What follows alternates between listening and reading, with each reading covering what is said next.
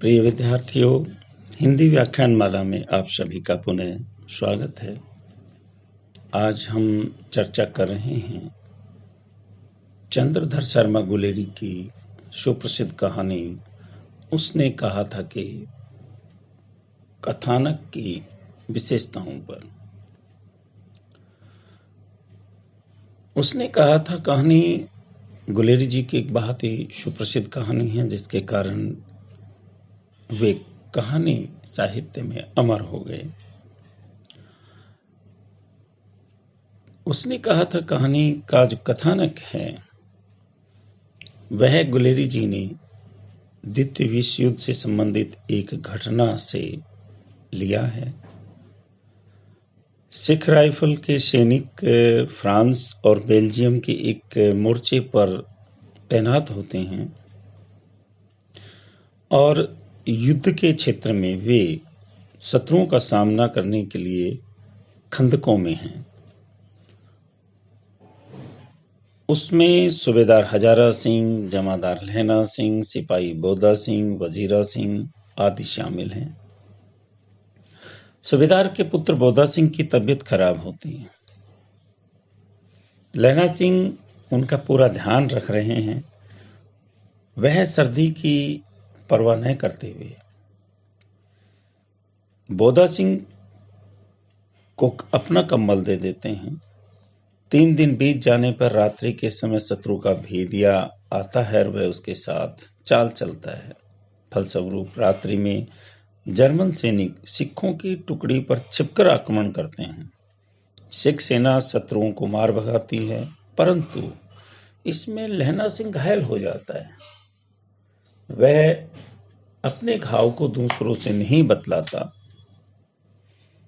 क्योंकि उसको बोधा सिंह की चिंता है जिसकी तबीयत खराब है। इसलिए दूसरे दिन जब फील्ड अस्पताल से सहायता के लिए गाड़ियां आती हैं तो वह अन्य लोगों के साथ सूबेदार के पुत्र बोदा सिंह को वहां से भेज देता है। उनके जाने के बाद वह बेहोश हो जाता है। उस बेहोशी में उसे पूर्व घटना का स्मरण होता है। फ्लैशबैक की शैली को कहानीकार ने अपनाया है। सूबेदारनी ने पहले उससे वचन मांगा था कि उसके पिता की न उसके पुत्र की रक्षा करेगा। लहना सिंह उस वचन का निर्वाह करता है और अंत में वजीरा सिंह की गोद में अपना सिर रखकर बेहोशी में बड़बड़ाते हुए अपने प्राणों को त्याग देता है। इस तरह प्रस्तुत कहानी का जो कथानक है बहुत ही मार्मिक घटना पर आधारित है। इसमें मानवीय भावों का कलात्मक एवं मार्मिक चित्रण हुआ है। अब जब हम लहना सिंह, वजीरा सिंह, बोदा सिंह, हजारा सिंह के संदर्भ में इस कहानी को, इस कथ्य को देखते हैं तो हमें ये कहानी उसने कहा था बहुत ही अद्भुत कहानी प्रतीत होती है। ये कहानी यथार्थ पर आधारित आदर्शवादी भावनाओं का परिचय हमें देती है।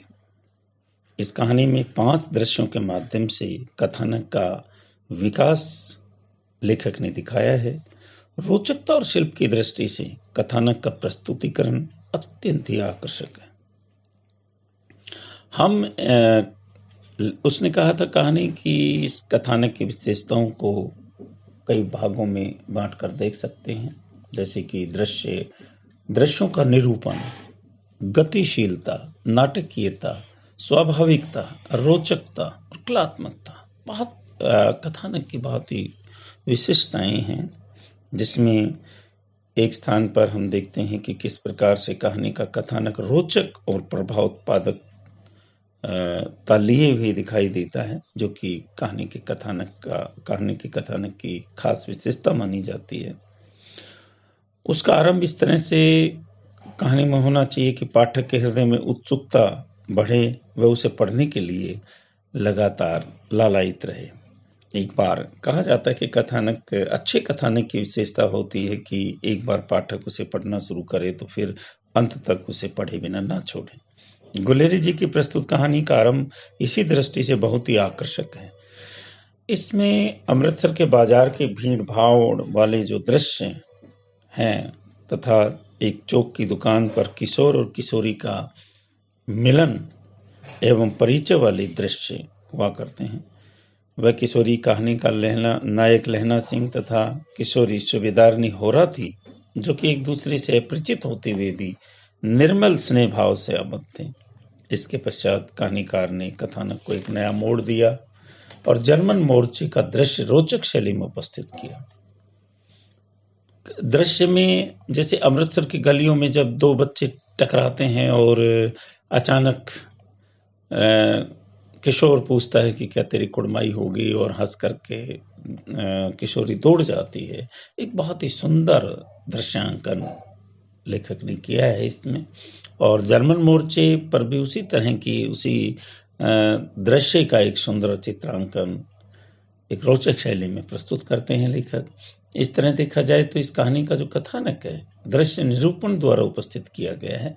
इसमें पात्रों की मनोवैज्ञानिक स्थिति की ओर भी पर्याप्त संकेत दिया गया है। घटनाएं भी कहानी की बहुत ही रोचकता लिए हुई हैं, और खासतौर से चित्रांकन, दृश्यों का चित्रांकन इस कहानी की बहुत बड़ी विशेषता है। उसने कहा था कहानी में कथानक की गतिशीलता बहुत दिखाई देती है हमें। कहानी के कथानक का विकास स्वाभाविक ढंग से हुआ है। इसमें कई घटनाओं का परस्पर एक दूसरे से गुथ जाना है, संयोजन हो जाना है। किशोरावस्था में लहना सिंह और सूबेदारनी का जो परिचय हुआ था, उसे लेखक ने सरल स्नेह का आधार बताकर कथानक में विभिन्न घटनाओं का सृजन किया है। लहना सिंह का जर्मन के मोर्चे पर जाना, वहाँ सूबेदार हजारा सिंह के साथ उसके पुत्र बोदा सिंह की सुरक्षा का ध्यान रखना, शत्रुओं के द्वारा अप्रत्याशित आक्रमण करना और लहना सिंह के घायल होने पर भी वहीं डटे रहना आदि ऐसी घटनाएं हैं जिन्हें कहानीकार ने एक दूसरे के साथ सूत्र में पिरो दिया है। इस तरह से प्रस्तुत कहानी में कथानक में सहज गतिशीलता आई है। इसमें सरसता तो साथ ही रमणीयता, रोचकता और कौतूहल का समावेश भी है। प्रस्तुत कहानी के कथानक का विकास स्वाभाविक एवं उचित ढंग से हुआ है। देखिए, जैसे जैसे हम पढ़ते हैं कहानी में कौतूहलता का जो तत्व है वो बड़ी तेज गति से समाया रहता है कि न जाने आगे क्या घटने वाला है, आगे किस तरह की घटना, किस तरह का प्रसंग आने वाला है। इस तरह का कौतुक निरंतर बना रहता है, रोचकता भी बनी रहती है। कहानी में नाटकीयता का जो तत्व है वो भी समाया रहता है। कथानक में उसे गति प्रदान करने वाले जो संवाद हैं उनका कहानीकार ने बहुत ही सुंदर समावेश किया है। इसके घटनाक्रमों में अत्यंत नाटकीयता, पहले दृश्य में अपरिचित किशोर किशोरी का मिलन बहुत ही नाटकीय ढंग से होता है। किशोरी के द्वारा अपनी सगाई हो जाने की बात कहे जाने से किशोर लहना सिंह थोड़ा असंयत हो जाता है, क्योंकि रोज मिलते हैं दही लेने के बहाने, और अचानक जब वो पूछता है और वो कहती है कि हाँ मेरी कुड़माई हो गई है, सगाई हो गई है, तो वो एक तरह से असहज हो उठता है और पूरे रास्ते अनियंत्रित आचरण करता हुआ घर पहुंचता है। इस घटना के बाद उन दोनों में संबंध विच्छेद हो जाता है। एक तरह से पाठक उन दोनों पात्रों के विषय में और अधिक जानना चाहता है, परंतु तभी जर्मनी के मोर्चे का दृश्य हमारे सामने आ जाता है, जिसमें मधुर संवादों के साथ अप्रत्याशित आक्रमण होने का दृश्य सामने आता है।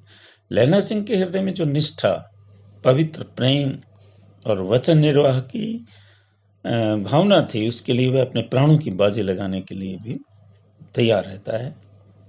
इस प्रसंग में लेखक ने सिख सैनिकों के स्वभाव तथा युद्ध क्षेत्र की गतिशीलता या गतिविधियों की ओर भी बहुत सुंदर संकेत किया है। इस तरह से प्रस्तुत कहानी की कथानक में अत्यंत नाटकीय दिखाई देती है। एक जगह पर जब जर्मन सैनिक उससे पूछते हैं कि सिगरेट पियोगे, तो समझ जाता है कि हमारा कर्नल नहीं है, ये कोई भेदिया है, क्योंकि ये नहीं जानता है कि सरदार सिगरेट नहीं पीते हैं। तो इस तरह से संवादों में लहना सिंह की चतुरता भी हमें दिखाई देती है और बड़ी नाटकीयता के साथ इस कहानी में ये जो तत्व है बहुत ही सर्वश्रेष्ठ तत्व के रूप में उभरता है। कहानी में स्वाभाविकता है। उसने कहा था कहानी बहुत ही स्वाभाविक स्थिति को लिए हुए आगे चलती है, बढ़ती है। कथानक यद्यपि लेखक द्वारा कल्पित मिश्रित है, ऐतिहासिक घटना को कल्पना का सहयोग देकर किया है, परंतु उसका जो विकास है वो इस तरह से लेखक ने किया है कि ये पूर्णतः यथार्थ एवं संभव लगती है, स्वाभाविक लगती है। अमृतसर की चौक की दुकान पर किशोर किशोरी का मिलना, परस्पर बात करना, अंत में किशोर लहना सिंह का असहज आचरण करना जहां पूरी तरह से यथार्थ लगता है, वहां बाद में युद्ध क्षेत्र की घटनाओं में और लहना सिंह के जीवन के अंतिम क्षणों का चित्रण करने में बहुत ही स्वाभाविकता का जो सुंदर समावेश हुआ है वो बहुत अद्भुत है। ऐसा लगता है कि इसमें कल्पना लेश मात्र नहीं तथा कहानीकार आंखों देखे सत्य घटनाओं को बहुत ही मार्मिकता के साथ सुन रहा है और उसे अभिव्यक्त कर रहा है। ये स्वाभाविकता भी इस कहानी की एक बहुत ही महत्वपूर्ण विशेषता है, इस कहानी के कथानक की। और देखिए, जब अंतिम समय में कहानी समाप्त होती है तो एक तत्व आता है कलात्मकता। बहुत ही कलात्मक तरीके से एक अनूठी शैली के साथ इस कहानी का समापन होता है। उसने कहा था कहानी के कथानक का आरंभ एवं विकास जितना रोचक दिखाई देता है, जितना कलात्मक दिखाई देता है, उतना ही इसका अंत भी रोचकता और कलात्मकता लिए हुए है। इसमें पर्याप्त नाटकीय तत्व भी है। कहानी का नायक लहना सिंह सूबेदारनी को दिए हुए अपने वचन का निर्वाह करता है। उस समय ऐसा प्रतीत होता है कि वह सकुशल घर लौटकर सूबेदारनी को सब बातें कहेगा, परंतु घटनाएं इसके विपरीत घटती हैं। लहना सिंह के हृदय में जो इस समय घायल हो चुका है, पूर्व काल की स्मृतियां साकार उठती हैं। यहाँ मैं ये बताना चाहूंगा कि इस कहानी में एक बहुत ही फ्लैशबैक की जो तकनीक है उसका प्रयोग किया है कहानीकार ने। जैसे कि हम आमतौर पर फिल्मों में देखते हैं कि कभी कभी घटनाएं फ्लैशबैक में चली जाती है, पूर्व स्मृतियों में चली जाती है। ऐसे इस कहानी में बहुत ही अनूठा प्रयोग कहानीकार गुलेरी जी ने किया है कि किस प्रकार से पूर्व काल की स्मृतियां जो है लहना सिंह के हृदय में साकार उठती हैं। अंत में वह अपनी आकांक्षा के अनुसार भाई कीरत सिंह की गोद में सिर रखकर अपने प्राण त्याग देते हैं और एक प्राण त्यागते हुए जैसे एक रोमांचक सपना देखने लगते हैं। इसके साथ ही उनकी मृत्यु हो जाती है। कथानक में पूर्व घटनाओं में जितनी संगति है, अंत में इसमें उतनी अप्रत्याशित स्थिति है। पाठक इस तरह की समाप्ति से सहसा रोमांचित हो उठता है और उसकी संपूर्ण संवेदना लहना सिंह के प्रति उमड़ पड़ती है। और इस तरह से हम देखते हैं कि कैसे कहानी का जो प्रारंभ और अंत है, जो कथ्य है कहानी का, वो सभी आधुनिक कथानक के तत्वों को समाहित करता हुआ एक नई तकनीक के साथ इस कहानी को विकसित करता है। और यहाँ हम संक्षिप्त रूप में सारांश ये कह सकते हैं कि गुलेरी जी की उसने कहा था कहानी का जो कथानक है वो बहुत ही उत्तम कोटि का कथानक है और कथानक की जितनी भी विशेषताएं हो सकती हैं और सफलता के जितने मापदंड हो सकते हैं इस कहानी में हमें दिखाई देते हैं। और इस तरह से हम मान सकते हैं कि उसने कहा था कहानी का जो कथानक है वो पूरी तरह से एक सफल कथानक कहा जा सकता है। आज इतना ही, धन्यवाद।